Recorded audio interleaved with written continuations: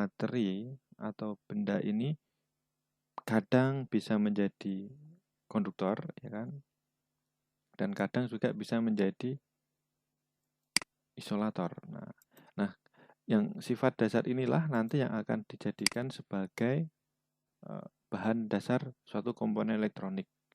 Nanti yang akan kita pelajari lebih lanjut ada beberapa komponen elektronik. Nah, itu nanti justru dia akan memanfaatkan sifat di antara. Jadi kalau konduktor kadang bisa menjadi konduktor dan kadang juga bisa menjadi isolator. Nah, seperti itu. Nah, kemudian di sini ada beberapa key point-nya ya. Ini adalah di pengantar. Nah, yang perlu dia cermati dalam teori elektron ini adalah elektron bermuatan positif dan dia akan mengintari inti atom. Kemudian yang tadi adalah sifat benda, konduktor, isolator, dan nanti ada semikonduktor. Nah, itu nanti akan kita pelajari hari ini. Nah, kemudian kita lihat ke ini ya, slide PowerPoint. Nah, contoh semikonduktor itu apa? Antara lain apa? Nah, di sini sudah saya sebutkan. Di situ ada silikon dan juga ada germanium. Nah, ini yang akan menjadi bahan dasar membuat suatu komponen elektronika. Nah, Anda pernah mengenal istilah yang namanya solid state ya, atau sekarang ini komponen-komponen baik di komputer, di laptop maupun perangkat elektronik lainnya itu sudah menggunakan komponen solid state. Nah, bahkan hard disk pun sudah menjadi solid state. Nah, di sini merupakan suatu perkembangan yang menggantikan yang dulu pernah kita lihat. Kalau nanti Anda belajar sejarah tentang tabung elektron atau Anda belajar tentang listrik, sudah ditemukan listrik, nanti ada komponen yang namanya tabung elektron. Nah, di situ digunakan di era tahun 50-an ke bawah, dan pada saat ditemukannya solid state, karena ada semikonduktor ini, maka ini akan menggantikan. Nah, diawali dengan adanya transistor, kemudian nanti ada field effect transistor, kemudian sampai ke integrated circuit, dan sampai sekarang kita sudah menggunakannya di dalam piranti-piranti elektronik. Nah, ini semua material-material ini yang akan digunakan menjadi komponen elektronik ini. Nah, ini bahan dasarnya berupa silikon dan germanium. Nah, seperti itu. Nah, karena sifat seperti inilah, ini akan menjadi komponen utama dalam sistem elektronika. Nah, sampai di sini rekan-rekan ada yang ingin tanyakan? Oke ya. Nanti kita belajar bahan yang saya sampaikan itu dari slide dan juga nanti dari buku e-book ya yang saya share di e-learning juga. Nanti rekan-rekan bisa mengunduh di situ. Dan kemudian yang perlu saya jelaskan lagi terkait pengantar di sebelum kita memasuki beberapa komponen, nanti ada beberapa hal yang perlu dicermati dalam belajar tentang listrik ini. Nah, kemudian selain konduktor semikonduktor, kita juga mengenal ada elektron, dan tadi juga ada beberapa komponen yang akan nantinya kita pelajari. Nah, rekan-rekan juga perlu mengenal yang dinamakan arus listrik ya. Nanti kan akan mengalir suatu arus listrik dalam rangkaian. Nah, ini saya perjelaskan dulu tentang istilah-istilah dalam rangkaian elektronik. Ada juga yang dinamakan tentang arus listrik, bahkan nanti juga ada sumber tegangan. Nah, ini ada direct current atau DC atau DC, dan juga nanti ada AC, alternating current. Nah, kalau belajar tentang listrik, teori listrik, nah, suatu rangkaian yang tertutup itu nanti akan mengalirkan suatu arus itu jika bagaimana? Nah, jika nanti ada sumber tegangan. Nah, sumber tegangan itu nanti contohnya ada baterai, kemudian nanti ada dari generator. Nah, itu adalah sumber tenaga. Nah, itu nanti akan mengalirkan listrik ya. Nah, itu nanti ke melalui konduktor tadi ya. Nah, ke komponen. Nah, komponen itu nanti bisa berupa semikonduktor ataupun juga komponen-komponen elektronik lainnya. Nah, itu nanti ada dua jenis yang akan kita pelajari dalam dunia elektronika itu. Ada yang dinamakan DC atau direct current. Nah, rekan-rekan yang pernah belajar tentang fisika atau listrik pasti kan udah pernah ketahui. Ini harus searah. Nah, nanti secara lebih rinci, lebih jelas nanti pada saat pelajaran-pelajaran dari subtopik berikutnya nanti akan kita gunakan. Tapi secara garis besarnya nanti ini akan saya jelaskan. Yang pertama tentang direct current ini adalah arus DC. Arus DC ini sifatnya adalah mengalir dalam satu arah. Nah, perlu diketahui nanti saat kita berbicara tentang arus listrik, ya nanti arus listrik itu akan mengalir dari positif ke negatif, ya baik itu nanti DC maupun AC. Nah, cuma bedanya kalau AC nanti dia akan bolak-balik, sedangkan DC ini adalah tidak bolak-balik. Nanti di praktik akan saya jelaskan juga bedanya seperti apa. Jadi di teori ini akan saya jelaskan secara garis besar terlebih dahulu. Nah, kemudian kalau direct current arus DC ini sumbernya juga DC ya, nanti sumber arusnya juga dari sumber DC, itu nanti bisa dari baterai, dan ini sering kita gunakan dalam kehidupan sehari-hari, dan ini juga bisa disimpan listriknya. Di sini adalah contoh baterai. Nah, kemudian nanti ada juga generator DC juga ada. Kemudian contohnya di kendaraan itu generatornya sudah dilengkapi banyak arah, maka bisa menghasilkan tegangan sumber listrik DC, dan itu nanti kalau kita alirkan ke beban maka itu bisa menjadi sumber arus DC. Nah, kemudian yang menjadi poin penting juga yang harus diketahui oleh rekan-rekan bahwa nanti kalau arah arus listrik itu akan berlawanan dengan arah arus elektron. Jadi saya contohkan di sini ya, sebentar. Nanti rekan-rekan bisa lihat juga di buku di sini ya, di yang sudah saya share. Nanti silahkan dicermati bahwa di situ nanti bahwa ada aliran listrik itu yang mengalir. Nah, seperti ini.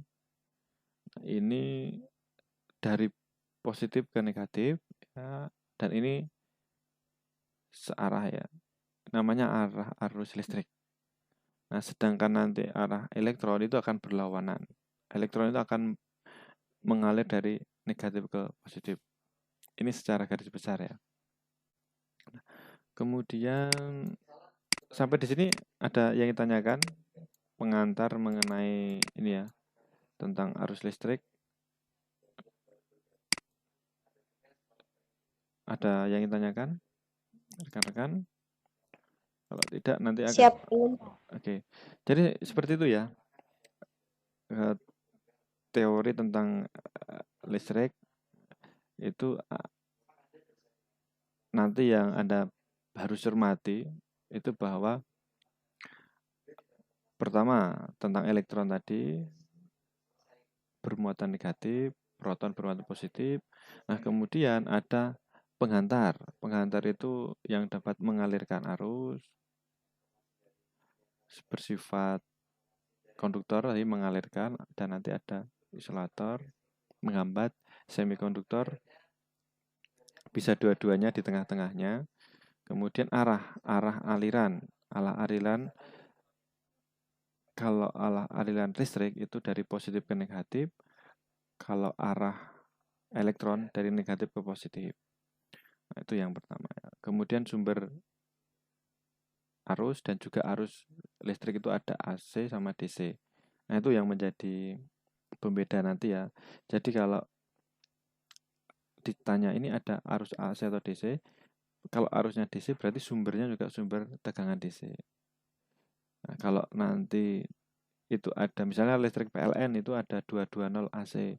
Nah, arus yang mengalir itu nanti itu juga arus AC. Nah, itu yang menjadi ini pengetahuan umum. Kemudian kembali ke slide di PowerPoint, kembali ke semikonduktor. Nah, semikonduktor ini itu muncul karena apa? Nah, kembali ke teori tentang elektron tadi.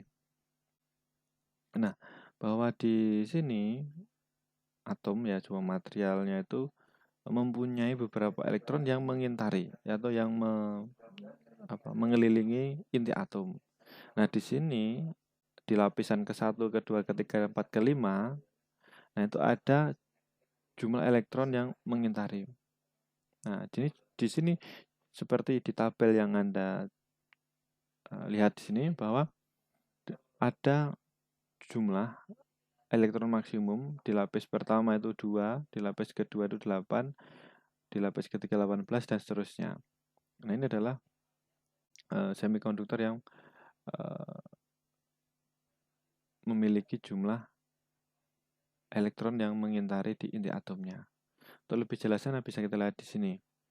Nah, di sini kita contohkan ada materi helium, neon, argon, krypton, dan di sini sudah dilihat bahwa elektron yang mengintari inti atom yang jumlahnya genap, di sini kan genap nih.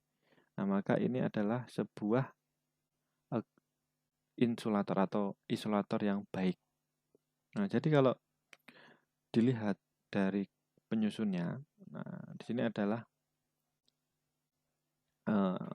material atau benda yang mempunyai jumlah elektron yang mengintari di sini ini adalah genap, maka di sini adalah sebuah isolator yang baik. Nah, bisa dilihat ya di sini ya. Ini tidak ada yang ganjil nih. Maka ini sini adalah genap. Untuk lebih jelasnya rekan-rekan nanti bisa lihat kembali di pelajaran atau di mata kuliah kimia kemarin. Di sini hanya sebagian kecil yang akan kita singgung karena ini sebagai dasar kenapa sih ada komponen yang namanya semikonduktor seperti itu. Nah, kemudian kalau Anda cermati di sini, nah ini ada aluminium, ada tembaga, ada perak dan ada emas. Ya kan? Nah, yang membedakan apa di sini rekan-rekan? Coba Anda cermati dari gambar ini.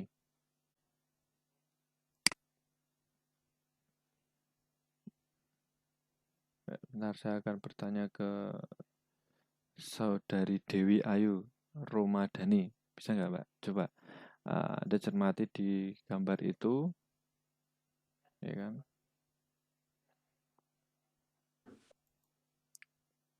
Izin Pak, izin menjawab. Ya. Itu bedanya ada di elektronnya, Pak. Ya, Ya. terima kasih, Pak. Bedanya ada di elektronnya. Apa sih bedanya, Mbak? Coba. Dari aluminium, kemudian tembaga, perak, dan emas itu apa bedanya? Dan persamaannya. Nah, sekarang kalau bedanya jumlahnya pasti akan berbeda ya. Jumlah lapisan jumlah elektron yang mengintarinya akan berbeda. Tapi dari keempat ini yang mirip itu apa? Yang ada kemiripannya adalah apa? Coba bisa dicermati. Ini adalah konduktor.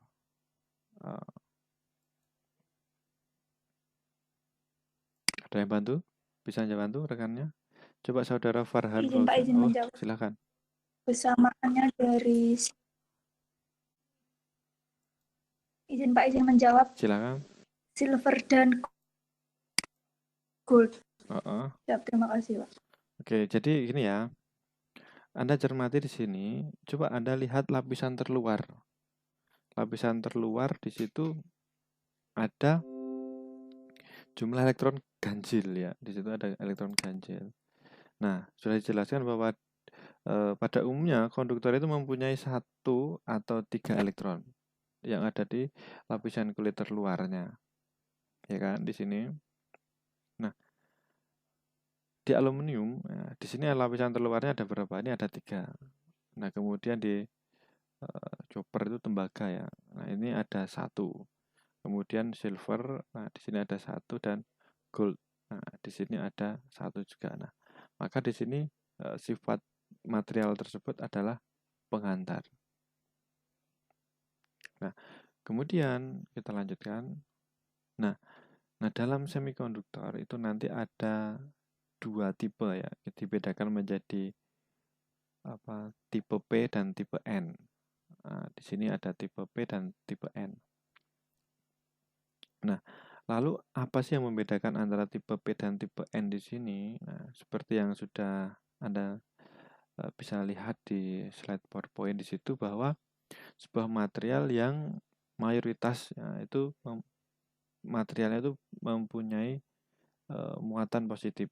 Nah, kalau sebuah materi yang mempunyai muatan positifnya itu lebih banyak, maka dia dinamakan tipe P. Nah, sebaliknya tipe N negatif ya, berarti di situ material yang muatan negatifnya itu lebih banyak, ya, maka dia dinamakan tipe N. Nah, lalu apa sih yang membedakan di sini? Nah, nanti akan mengarah ke sifatnya. Nah, kalau material itu mempunyai 2 tipe atau disusun oleh 2 tipe P dan tipe N, dan di tengahnya ada junctionnya, nah maka ini akan menjadi sebuah dasar membangun sebuah komponen elektronika, nah, yang dinamakan nanti semikonduktor. Nah, contoh yang paling sederhana implementasi dari PN junction atau ada 2 material P dan tipe N yang digabungkan di situ. Maka di sini ada contoh adalah diode atau dioda. Nah, dioda di sini ada daerah positif dan daerah negatif. Ya, di sini ada yang kanan itu ada daerah positif, ya kan. Di sini ada muatan-muatan positif dan yang sebelah kiri itu nanti ada muatan-muatan negatif. Nah, seperti yang telah dicermati dalam pengantar tadi ya, bahwa sebuah listrik nanti akan mengalir dari positif ke negatif, maka nanti ini akan bersifat menjadi penghantar atau bisa menjadi isolator. Nah, itu tergantung dari arah aliran arus listriknya.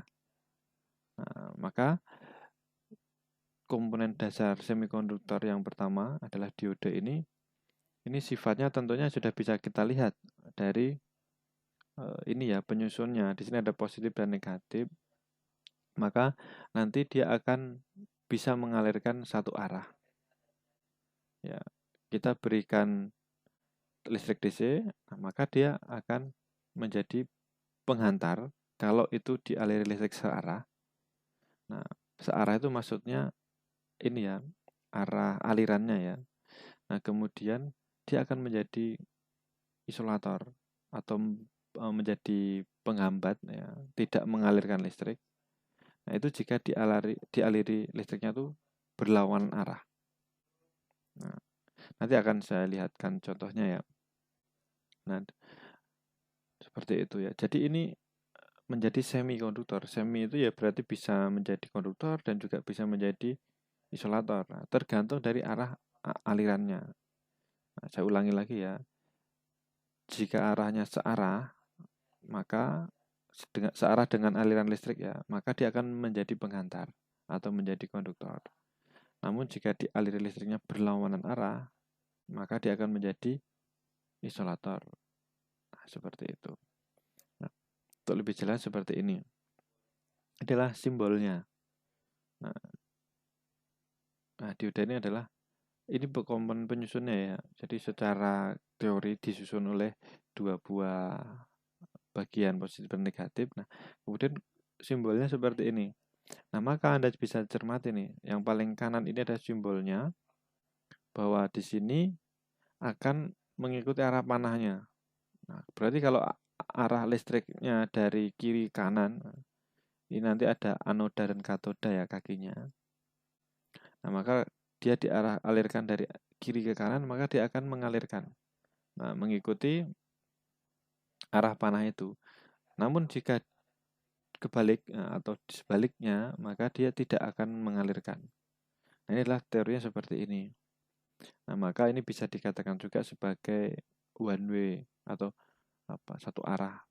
Seperti halnya one way valve itu ya, jadi katup satu arah. Dia contohnya ini, Anda punya ini ya, nempel di ban ya atau di roda itu yang diisi angin. Nah, jadi seperti itu. Dia kalau diisi angin dari luar dia masuk, tapi kalau nanti angin dari dalamnya itu nggak keluar, nah, seperti itu. Ya ibaratnya seperti itu.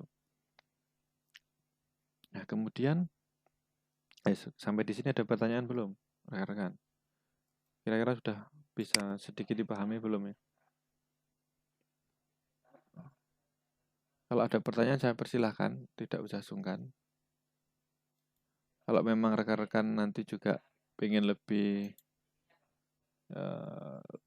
lanjut ya, lebih jelas lagi tentang semikonduktor ini atau juga teori elektron, nanti rekan-rekan bisa cari referensi juga dari buku atau membaca sumber referensi yang saya berikan atau juga mencari literatur lain ya.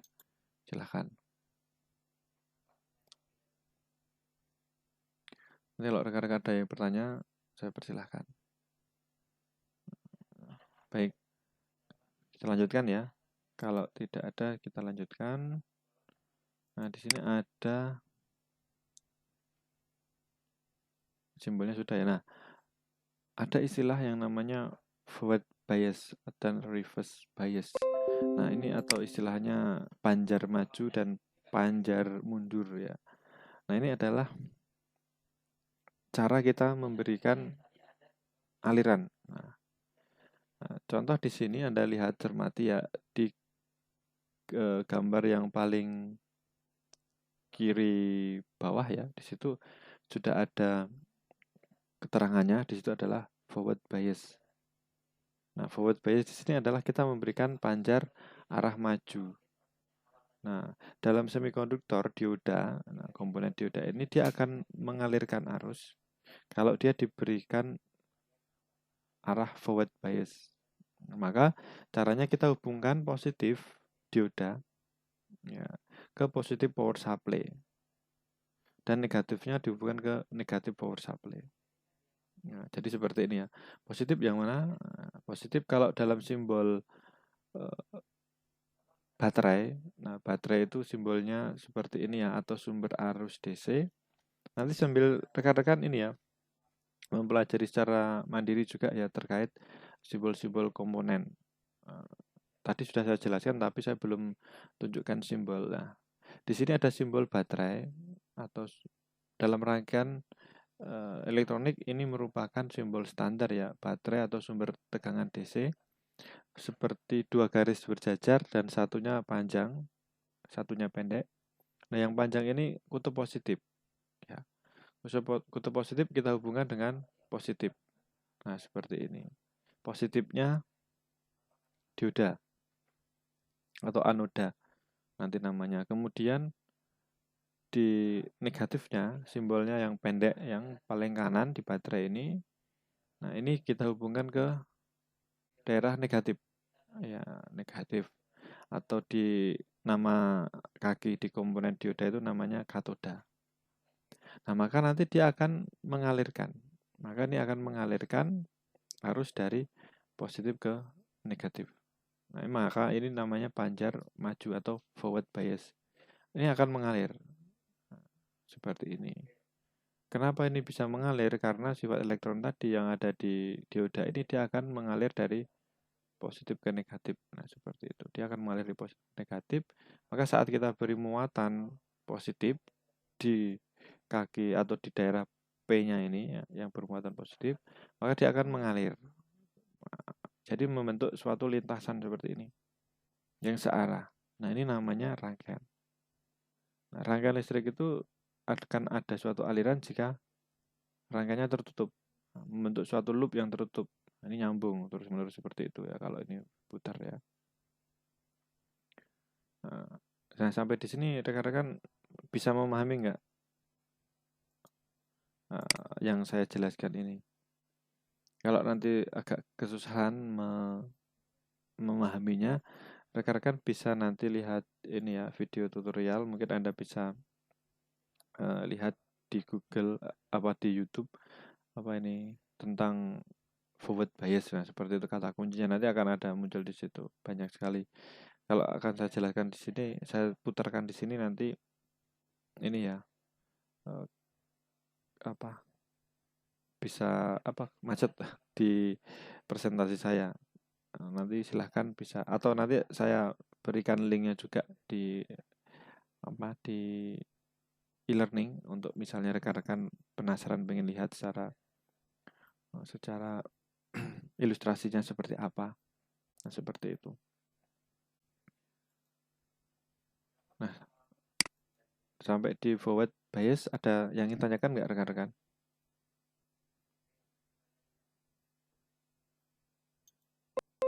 Silakan.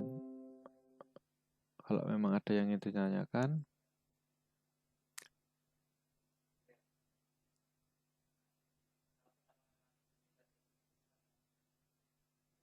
Oke. Ada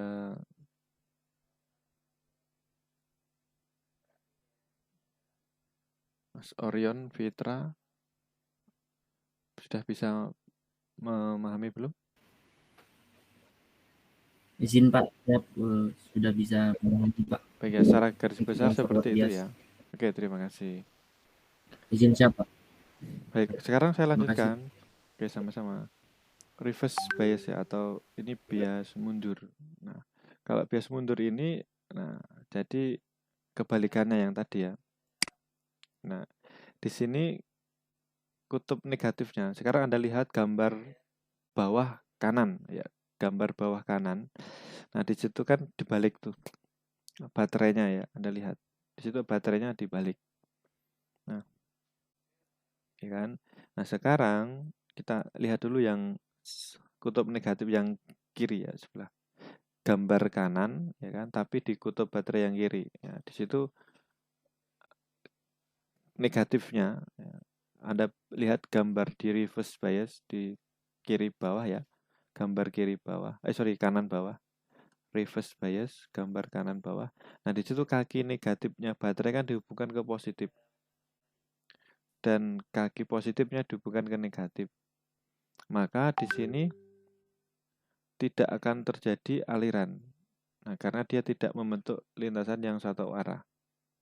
Nah, dia akan terblok di sini. Nah, karena negatif, nah ini ketemunya di sini positif, ketemunya negatif di sini yang dari baterai ya, maka dia nanti akan terblok di sini. Maka sifat reverse bias ini akan menjadikan sebuah semikonduktor itu menjadi isolator. Nah, dalam hal di sini contohnya adalah dioda ini akan menjadi isolator, dia tidak mengalirkan listrik. Nah, maka semikonduktor ini juga bisa dijadikan elektrik switch atau saklar elektrik. Nah, tidak menggunakan mekanik ya. Jadi nanti ada transistor contohnya. Itu nanti akan menjadikan suatu saklar untuk menyambungkan atau memutuskan arus listrik dengan hanya menggunakan logic misalnya. Nah, seperti itu. Jadi rekan-rekan bisa, saya harapkan bisa mencermati, bisa memahami perbedaan ini ya. Kenapa semikonduktor itu bisa menjadi konduktor dan juga bisa menjadi isolator. Nah, semikonduktor itu semi di tengah-tengah, bisa jadi penghantar, bisa jadi isolator. Nah, itu tergantung dari bagaimana kita memberikan forward ya. Bagaimana kita memberikan arah aliran listrik. Ya, sekali lagi ya, ini saya simpulkan. Kalau kita berikan arah maju ya searah, maka dia nanti akan menjadi konduktor. Nah, kalau nanti kita berikan arah yang berlawanan, maka dia akan menjadi isolator. Itu ya yang perlu dicermati di sini. Baik, saya berikan kesempatan kalau ada pertanyaan. Oke.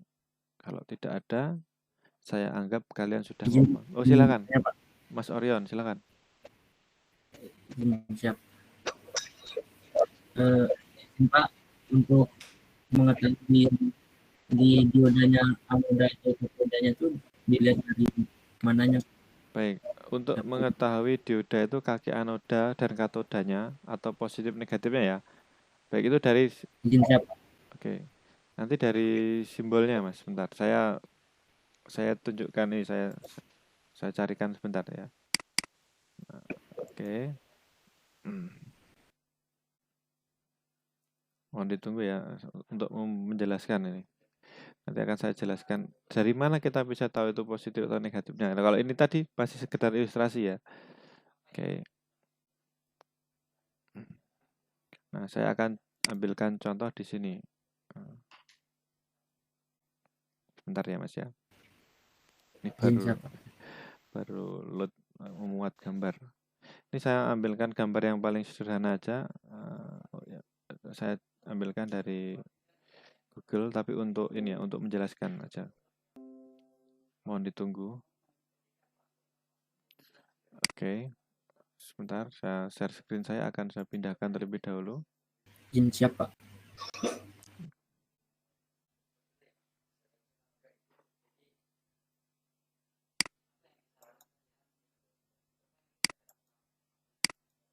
Oke.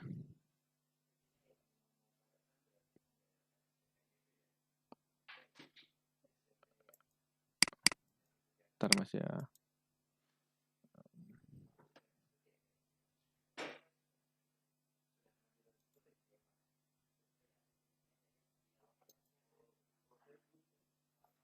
Oke. Ini apa sudah berhenti belum, Mas? Presentasi saya. Udah hilang ya? Oke.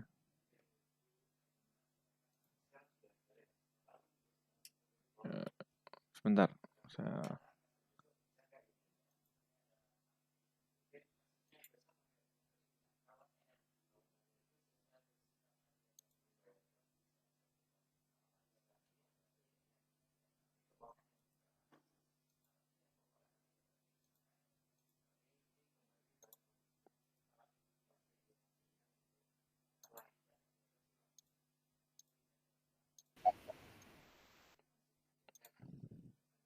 Bentar, saya share screen dulu. Tampil belum, Mas?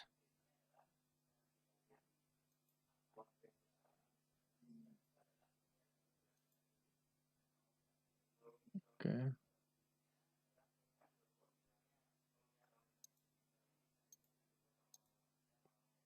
Tampil belum, Mas? Sudah tampil belum?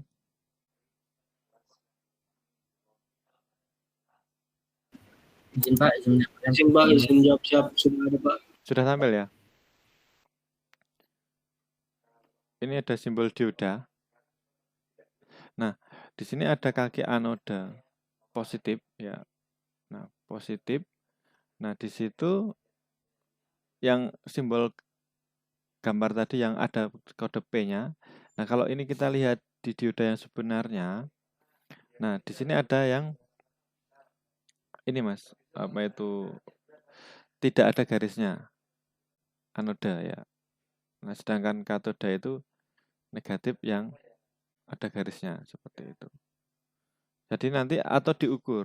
Kalau nanti kita menggunakan alat ukur, nanti di praktik saya akan jelaskan bagaimana kita mengetahui kalau misalnya simbolnya ini hilang. Nah, simbolnya ini hilang, maka bagaimana kita mengetahui tandanya? Kalau ini hanya sebuah komponen yang polos, maka nanti kita bisa mengetahui kaki mana positif atau negatifnya, atau kaki anoda atau katodanya, itu nanti dengan cara kita menggunakan alat ukur, namanya ohmmeter. Nanti ohmmeter itu bisa kita pasangkan pakai merah sama yang hitam, nanti kemudian kita hubungkan seperti itu. Nah, sampai di sini apakah sudah cukup jelas?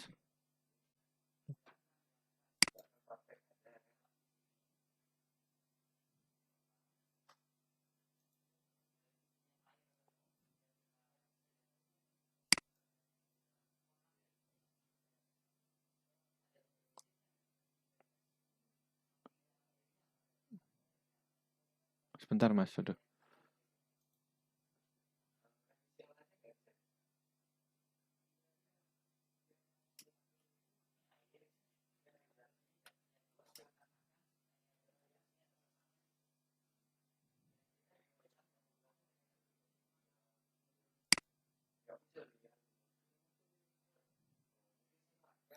Sampai di sini ada yang ingin ditanyakan? Cukup jelas belum?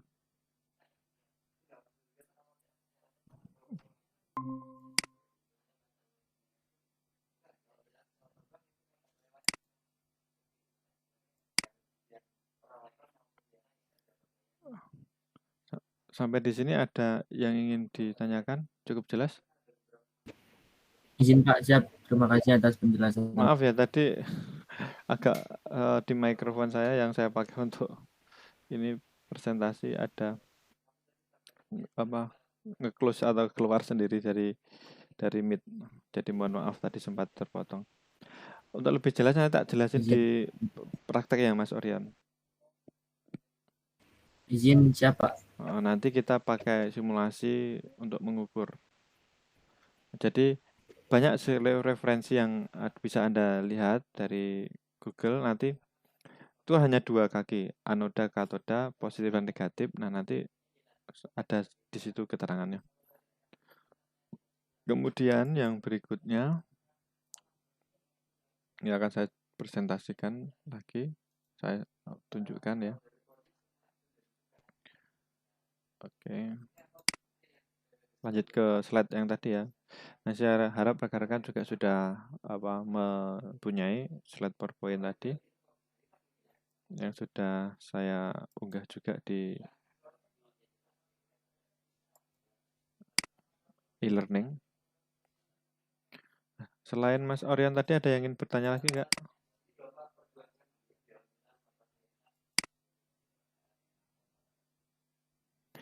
Kalau tidak ada saya lanjutkan. Kalau ada nanti silakan langsung interupsi aja nggak apa-apa. Ya. Nah kemudian ini ada karakteristik dioda. Nah di sini ringkasannya yang tadi ya bahwa dioda ini merupakan komponen yang akan mengalirkan arus listrik searah. Jadi satu arah, one direction. Nah kemudian dioda akan menjadi penghantar ketika kita memberikan forward bias atau kita berikan bias maju. Nah, kenapa kok bisa menghasilkan bisa mengalirkan listrik kalau kita berikan bias maju? Karena nilai resistansinya 0 atau tidak ada hambatan atau zero resistance. Nah, namun kalau kita berikan bias mundur, reverse bias, maka ini diodanya tidak menghantarkan listrik. Dan di sini menjadi resistansi yang tak terbatas, tak terhingga. Jadi resistansinya sangat tinggi sekali. Nah, sehingga akan menghambat arus listrik untuk mengalir. Nah, itu ya. Nah, kemudian di sini perbandingan antara arus dengan tegangan. Nanti kalau misalnya di sini sudah mulai ada tegangan, maka ada arus. Nah, jadi nanti kalau ya semacam logik ya 0,1 ya. Kalau nanti dialiri tegangan searah, maka nanti arusnya juga akan mengalir. Nah, seperti itu. Kalau tidak ada tegangannya atau bisa dikatakan forwardnya juga nanti kebalikan seperti itu, maka dia akan tidak ada arus. Jadi kalau ada tegangan maju searah, maka dia akan arus mengalir. Kalau tidak ada, maka arusnya 0. Nah, seperti itu.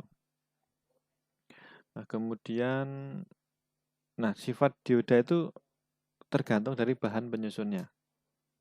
Nah, karakteristiknya itu tergantung dari bahan penyusunnya. Nah, perlu diketahui bahwa komponen semikonduktor itu ada 2 penyusun ya. Yang pertama nanti ada jenis silikon dan nanti ada germanium. Nah, 2 bahan ini yang menjadi penyusun sebuah komponen semikonduktor, dia mempunyai karakteristik yang berbeda. Nah, kalau di sini di grafik yang Anda lihat, di sini saya menggunakan contoh silikon. Silikon yang kita gunakan untuk bahan dioda. Maka karakteristik komponen dengan bahan silikon ini mempunyai tegangan kerja 0,6 sampai 0,7 sebenarnya. Maka dilihat di grafik ini mulai muncul atau mulai ada arus, ini arusnya mulai naik atau ada aliran arus, itu kalau tegangan panjar atau tegangan yang diberikan itu sudah di atas 0,6. Jadi seperti yang saya sampaikan di teori awal, bahwa dioda akan menghantarkan arus atau menjadi penghantar kalau kita beri tegangan maju. Nah, namun tegangannya nilainya berapa? Tadi kan kita tidak sempat jelaskan ya, kita belum bicarakan tegangannya berapa nilainya. Hanya kita ada tegangan, kita berikan maju, maka dia akan mengalir. Namun ini tegangannya berapa nilainya? Nah, itu ada ketentuannya. Nah, tergantung dari bahannya. Nah, kalau bahan semikonduktor dari silikon, maka tegangannya tuh minimal 0,6 sampai 0,7. Itu minimal. Sehingga kalau tegangan di atas itu baru bisa mengalir. Nah, seperti itu. Forward ya, ini kan Anda lihat di grafik yang kanan ini, ruas kanan atas ini, maka dia akan mengalir kalau sudah ada tegangan forwardnya 0,6 volt. Seperti itu. Nah, bagaimana kalau di bawahnya? Ya, di bawahnya ini ada tegangan 0,5. Nah, saya buat maju nih, saya bias maju nih atau forward bias. Nah, tapi tidak ada aliran, tetap nggak mengalir arusnya karena dia tegangannya masih di bawah tegangan batas minimalnya. Namun kalau bahannya germanium, kodenya GE ya, germanium. Nah, dia akan bisa mulai mengalir arus kalau dia sudah dilewati tegangan antara 0,2 sampai 0,3. Nah, jadi sekali lagi besarnya tegangan itu berapa nilainya untuk bisa memberikan bias itu atau bias maju atau bias mundur itu sesuai dengan karakteristik komponennya. Nah, jadi seperti itu ya, rekan-rekan. Tapi kalau tegangan 1 volt ke atas pasti otomatis bahannya apapun akan mengalirkan arus. Nah, jadi seperti itu. Begitu juga nanti ada tegangan potongnya atau tegangan pengurangannya. Nanti kalau kita belajar tentang penyearah, jadi penyearah itu pengubahan arus AC menjadi DC, itu komponen utamanya adalah dioda, karena dioda itu menyearahkan, sifatnya adalah menyearahkan. Namun di situ selain menyearahkan, dioda ini punya karakteristik memotong tegangan. Maksudnya memotong tegangan adalah kalau kita berikan tegangan input tadi, misalnya untuk mengalirkan tadi ya, kita berikan tegangan 5 volt misalnya. Nah, namun nanti keluarannya tegangannya itu yang keluar dari dioda itu akan berkurang sebesar tegangan kerja dioda itu. Kalau tegangan diodanya dari silikon itu 0,6 ya tadi ya, 0,6 sampai 0,7. Maka kalau kita berikan 5 volt ya nanti akan menjadi berkurang. Outputnya ya antara 4,3 sampai 4,4 volt. Nah, seperti itu. 4,3 sampai 4,4. Artinya ada pemotongan tegangan atau pengurangan sebesar tegangan kerja dioda itu. Nanti lebih jelasnya bisa kita cermati pada saat kita mencoba untuk praktek walaupun dengan simulasi nanti bisa terlihat. Nah, kemudian ini adalah rectification, itu adalah penyearan. Nanti ada subtopik tersendiri. Nah, setelah belajar tentang komponen ini, nanti kita akan pelajari tentang penyearah atau proses pengubahan tegangan atau arus AC dari AC menjadi DC. Nah, seperti itu. Nanti ini saya jelaskan lebih lanjut di pertemuan bagian subbab penyearah ya, atau rectifier nanti. Nah, kemudian ini dioda. Nah, dioda nanti ada beberapa macam. Nanti silahkan Anda cermati. Kalau tadi adalah dioda secara umum, tapi sebenarnya dioda itu ada beberapa macam. Ada dioda Zener, nanti ada juga dioda Schottky, ada juga dioda germanium, dioda silikon, dan beberapa dioda-dioda yang lain. Nanti silahkan Anda juga cermati. Yang membedakan adalah karakteristiknya. secara fungsi sama, mereka akan mengalirkan arus satu arah, tapi nanti dia akan punya fungsi yang lebih spesifik. Misalnya tentang frekuensi kerjanya berapa, kemudian dia pemotongan tegangannya berapa. Nah, seperti itu. Nah, kemudian ini ya, sedikit saya contohkan beberapa simbol dioda. Di sini ada dioda yang ada garis panahnya. Nah, ini menjadi sesuatu yang unik ya, karena di situ ada yang namanya nanti yang panahnya keluar itu LED, light emitting diode, jadi yang bisa menyala seperti itu ya. Jadi diodanya itu bisa menyala kalau dialiri arus searah. Ya. Namanya dioda itu LED yang sekarang digunakan untuk lampu, untuk indikator dan sebagainya. Namun yang panahnya masuk ini nanti bisa digunakan untuk sensor. Ada yang namanya photodiode atau photodioda. Jadi dia akan mengalirkan arus atau menjadi konduktor kalau dia terkena cahaya. Nah, cahaya dari luar. Kalau tidak ada cahaya, dia akan menjadi isolator. Nah, sifat inilah yang nantinya akan bisa dijadikan sebagai sensor. Anda punya smartphone, di situ ada sensor untuk auto brightness ya, misalnya Anda di tempat gelap nanti dia ikut gelap, kemudian di tempat terang nanti cahaya itu ikut terang. Nah, itu salah satu sensor yang dipakai adalah ini photodiode atau dioda yang bekerja berdasarkan adanya perubahan cahaya. Nah, ini simbolnya tadi saudara Orion menanyakan. Nah, ini ya secara ringkasnya ada Izin siapa? ada P, N, kaki positif atau daerah yang bermuatan positif ditandai warna merah. Di situ adalah anoda. Simbolnya seperti itu ya. Dan kalau digambar, nah itu yang bagian kiri, di gambar komponen itu di bagian kiri. Nah, itu adalah anoda. Nah, sedangkan yang katode itu yang negatif, itu yang ada kalau di gambar yang sebenarnya, dioda yang sebenarnya itu adalah yang ada di sebelah kanan, yang ada garisnya.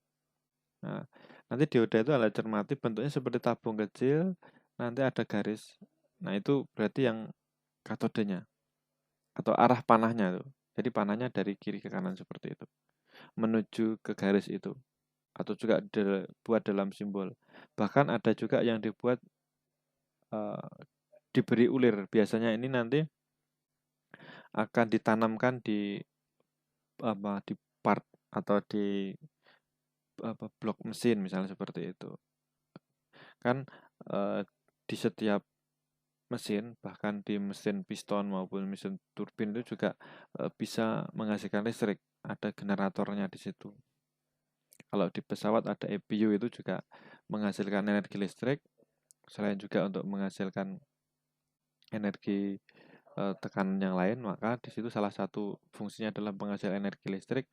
Sebenarnya dari generator itu harusnya AC, namun oleh dioda ini, oleh rectifier ini diubah menjadi DC. Maka peranan fungsi ini sangat penting bagi engineer atau orang teknik itu, baik itu di entah belajar di teknik mesin apapun, itu pasti dalam suatu mesin, dalam suatu engine itu pasti ada kelistrikannya. Nah, kelistrikan itu tentunya tidak lepas dari komponen ini. Karena untuk penghasil listrik yang bisa digunakan di instrumen, untuk mengaktifkan sensor-sensor, itu pasti adalah listriknya DC. Nah, sedangkan penghasil atau generatornya itu adalah AC, maka ada suatu proses pengubahan dari dari AC menjadi DC dengan komponen utamanya di sini adalah dioda itu. Anda yang suka oprek motor misalnya, di situ ada komponen namanya bahasa bengkelnya yaitu kiprok. Nah, itu sebenarnya rectifier, dia penyearah. Baik itu di sepeda motor, di mobil maupun di pesawat, yang itu kan juga ada yang namanya proses pengubahan dari AC menjadi DC. Dan nanti akan disimpan di baterai, dan juga selain disimpan di baterai untuk mengaktifkan atau menggerakkan sistem elektronik yang ada. Nah, seperti itu. Nah, dari sini kita belajar semikonduktor hari ini. Ada pertanyaan rekan-rekan?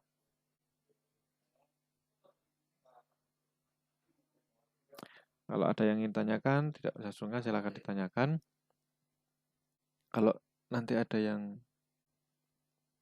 belum jelas, rekan-rekan juga boleh bertanya di WA ya. Silakan rekan-rekan kalau ada yang bertanya lagi. Kalau tidak ada yang bertanya, saya anggap sudah jelas ya. Nah, oke, kemudian silakan Mas Muhammad Ivan mau bertanya.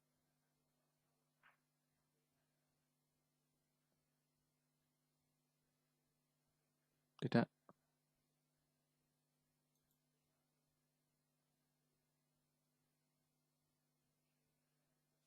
Oke ya, kalau tidak ada yang bertanya saya lanjutkan.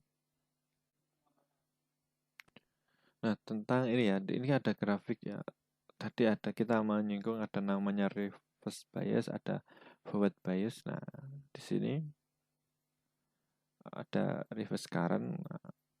Yang kiri ini ada reverse bias dan di kanan ada forward. Nah, di sini Anda perhatikan ada 0,7 volt itu adalah tegangan kerja di mana dia akan mulai mengalirkan atau melewatkan arus listrik dari positif ke negatif atau dari anoda ke katoda.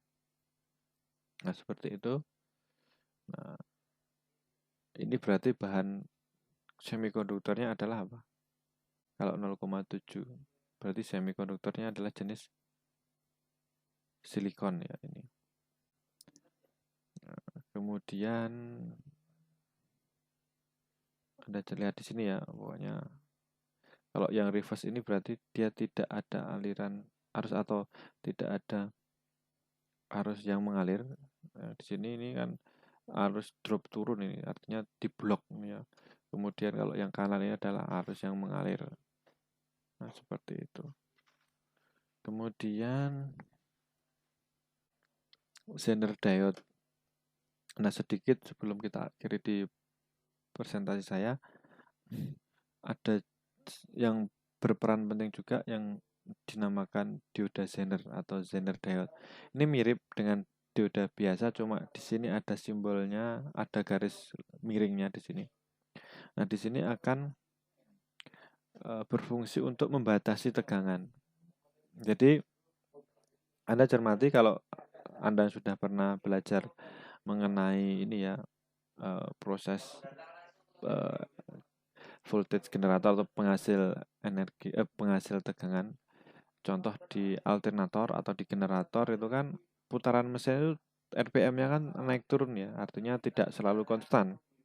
Nah, sedangkan putaran generator yang tidak konstan itu berarti menghasilkan tegangan yang naik turun juga, tidak konstan.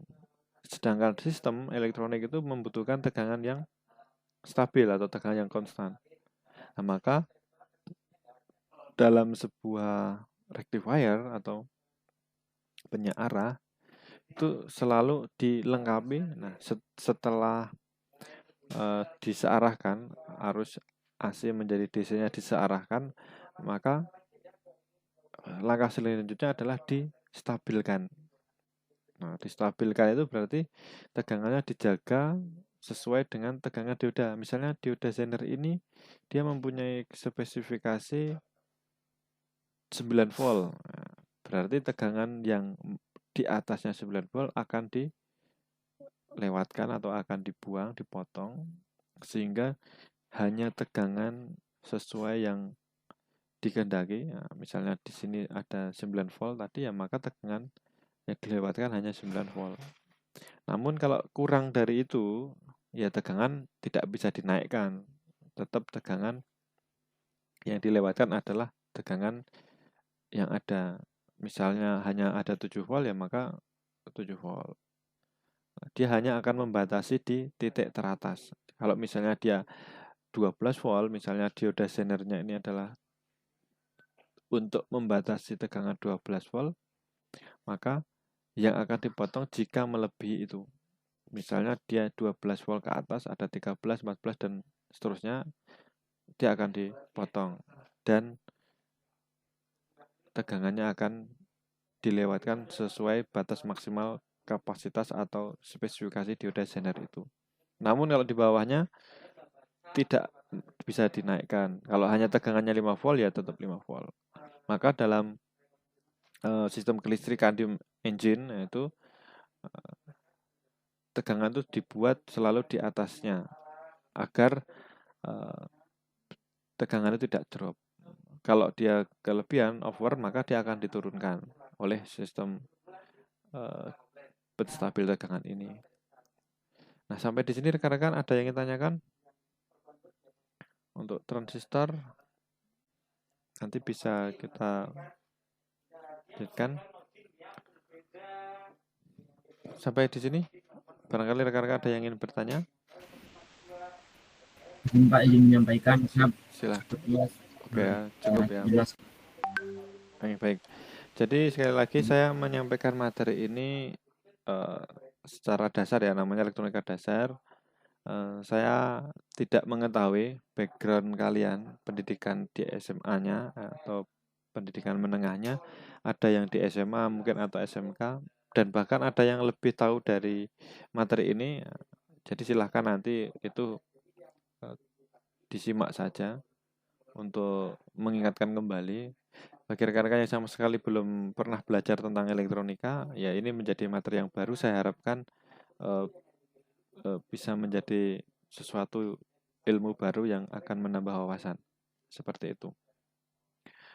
Kalau yang sudah pernah belajar ya jangan bosan ya. Artinya ini adalah materi dasar yang harus saya sampaikan juga, mengingat kita tidak tahu background pendidikan di SMA masing-masing, dan ini sudah menjadi ilmu secara umum ya, karena dalam kehidupan sehari-hari kita tidak terlepas dari ya listrik, peranan listrik seperti itu. Nah, kemudian komponen semikonduktor berikutnya adalah transistor. Ya, kalau tadi dioda itu hanya ada 2 junction ya, ada P dan N. Namun di transistor ini nanti ada 3 junction atau ada 3 tipe yang dipakai penyusunnya. Nah, bisa konfigurasinya PNP, berarti ada 2 positif dan 1 negatif, atau kebalikannya NPN, ada 2 tipe N dan ada 1 tipe P. Nah, maka transistor pun juga nanti akan ada 2, ada transistor NPN dan ada transistor PNP. Dan ini nanti sifatnya tentunya akan berbeda dan berkebalikan tentunya. Nah, saya akan teruskan di sini contohnya ya. Di sini rekan-rekan bisa lihat di paling atas itu adalah contoh fisik komponen transistor. Ini adalah komponen semikonduktor yang merupakan juga disusun oleh PN junction. Ada 2 macam. Yang sebelah kiri itu ada PNP. Anda lihat di simbol P itu dikasih warna merah, N hitam, P-nya merah. Nah, di sini adalah PNP. Maka transistor ini dibangun dari 3 tipe, 2 tipe P dan 1 tipe N. N-nya ada di tengah. Dan kaki komponen transistor ini ada 3, dinamakan emitter, kemudian base dan kolektor. Atau dalam bahasa Indonesia bisa disebut juga emitor, basis, dan kolektor. Kemudian di gambar paling bawah itu simbolnya. Jadi simbol transistor itu kaki yang paling kiri yang ada panahnya itu adalah kaki emitter. Kemudian kaki yang tengah yang mendapatkan garis strip itu ya, itu adalah basis, dan kaki yang satunya adalah kolektor.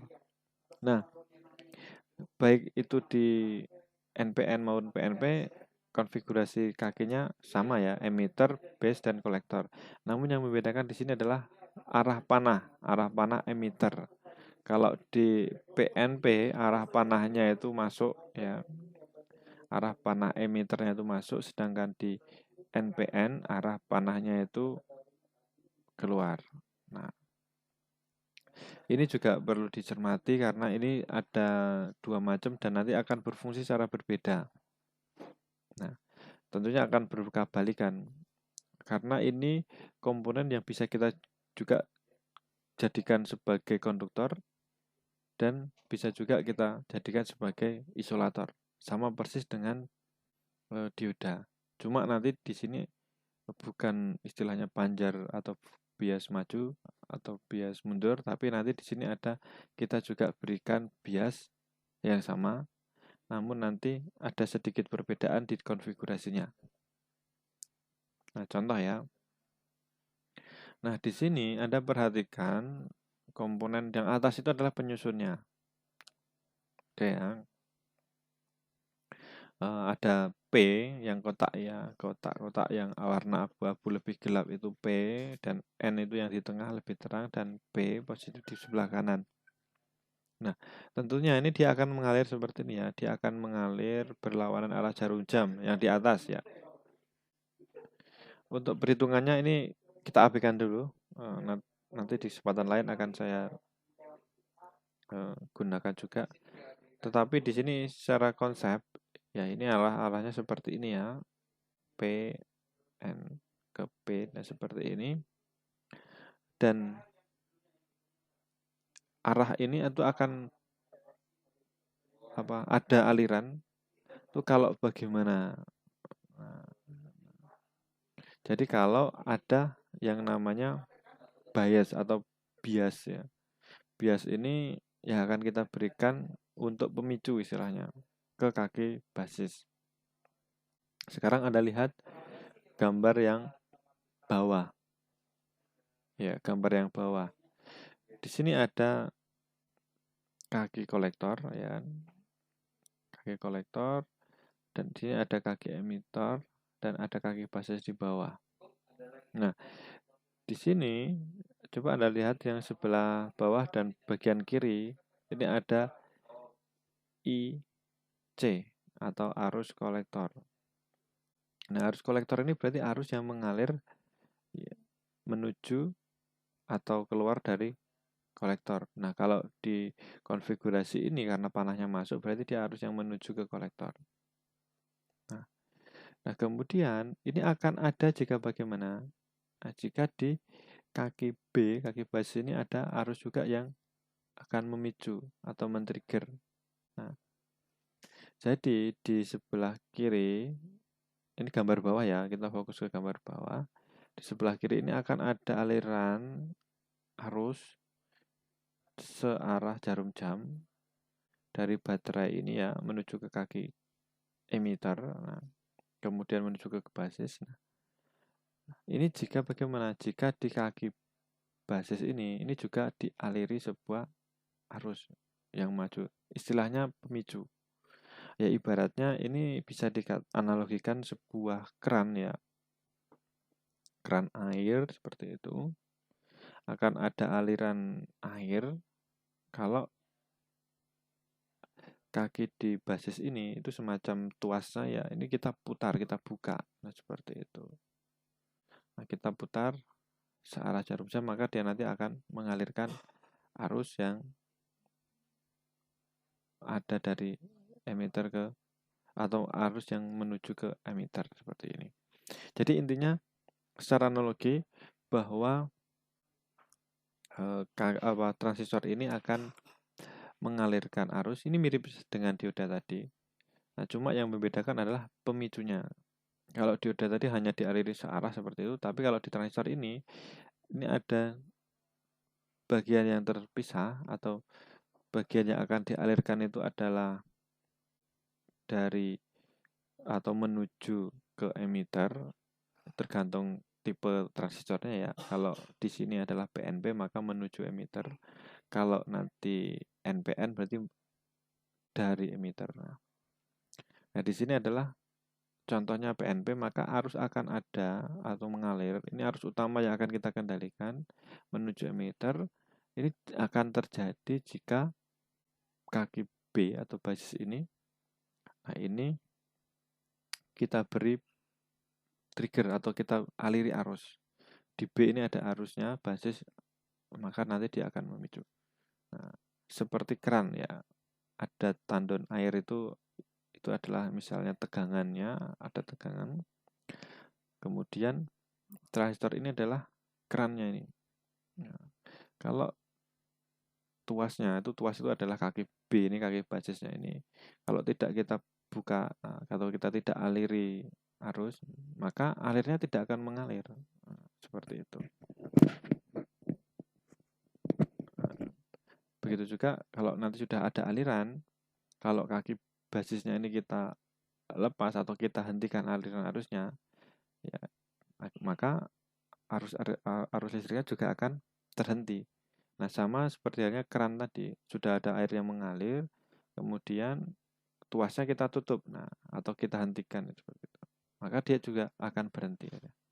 Nah, analoginya seperti itu. Semoga ini juga dapat membantu rekan-rekan untuk memahami. Baik, sampai di sini rekan-rekan ada pertanyaan?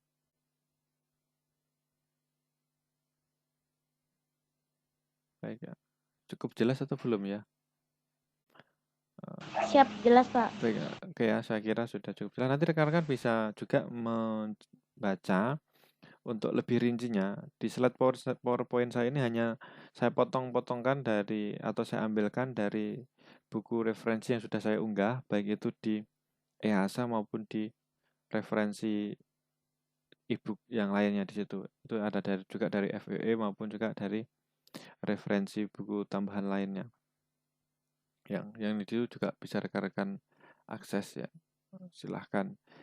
Nah, kemudian untuk fotodioda prinsipnya tadi ya, ini ada cahaya yang masuk. Nanti silahkan rekan-rekan bisa cermati ya. Ini sudah sedikit saya jelaskan tadi di awal tadi ya. Nah, kalau yang penyearah nanti akan ada topik tersendiri. Nah, kemudian untuk ini saya kembalikan ke foto diode ya. Kalau foto diode ini adalah, atau fotodioda ini, dia akan mengalirkan arus kalau ada cahaya. Ini sudah cukup jelas ya. Kalau di sini mengalirkan arus kalau ada arus yang trigger, ini berupa arus listrik, triggernya di kaki basis. Kalau fotodioda ini triggernya berupa cahaya, jadi sinar dari luar. Jadi dia tidak memerlukan trigger atau pemicu dari listrik, tapi dia cukup cahaya dari luar. Maka selama ada cahaya, maka dia akan mengalirkan dari anoda ke katoda seperti ini. Kalau tidak ada cahaya, dia akan menjadi isolator atau menghentikan aliran arus listrik. Cukup jelas kalau yang seperti ini, mudah dipahami. Nah, kemudian fototransistor ini sama dengan, mirip dengan fotodioda, cuma kaki basisnya ini itu diganti dengan trigger cahaya. Jadi seperti itu. Mirip dengan fotodioda, cuma di sini adalah tetap ada 3 kaki, cuma kaki basisnya ini tidak dialiri listrik, tapi dia digantikan dengan cahaya. Tentunya bentuknya nanti akan berbeda ya. Nah, bentuknya nanti akan seperti LED, dia akan dikemas seperti kemasan mika atau plastik yang di ujungnya nanti ada tonjolan bulatnya ini biar mengumpulkan cahaya. Kalau itu untuk fotodioda maupun fototransistor, tapi untuk itu LED, untuk menyala atau menghasilkan cahaya, itu dia nanti akan memancarkan cahaya. Bentuknya mirip, cuma nanti bedanya dia di situ. LED memancarkan cahaya, fotodioda atau fototransistor dia akan menerima cahaya. Oke ya. Seperti ini prinsip kerjanya bagaimana. Kenapa itu bisa menyala? LED itu terjadi karena ada lompatan elektron. Yang tadi sifat dioda yang dialiri arus listrik searah ya, itu akan ada pergeseran elektron-elektron, dan elektron di situ itu akan memancarkan cahaya. Nah, tentunya di sini nanti akan juga ada cahaya yang warna-warni itu ya. Misalnya ada merah, kuning, hijau, itu tergantung dari panjang gelombangnya elektron yang dipancarkan ini. Lebih jelasnya nanti rekan-rekan bisa cermati mengapa LED itu warnanya bisa bermacam-macam. Nah, itu nanti ada nilai yang membedakan di situ ada di panjang gelombangnya. Baik, untuk secara umum itu memang di sini seperti prinsip kerja dioda biasa, cuma di sini karena adanya lompatan elektron maka ada cahaya yang ditampilkan, yang dihasilkan. Sehingga LED ini dioda tapi dia bisa menyala. Seperti itu. Oke, sampai di sini dulu rekan-rekan. Untuk rectifier atau penyarah nanti akan saya jelaskan lebih lanjut di pertemuan selanjutnya.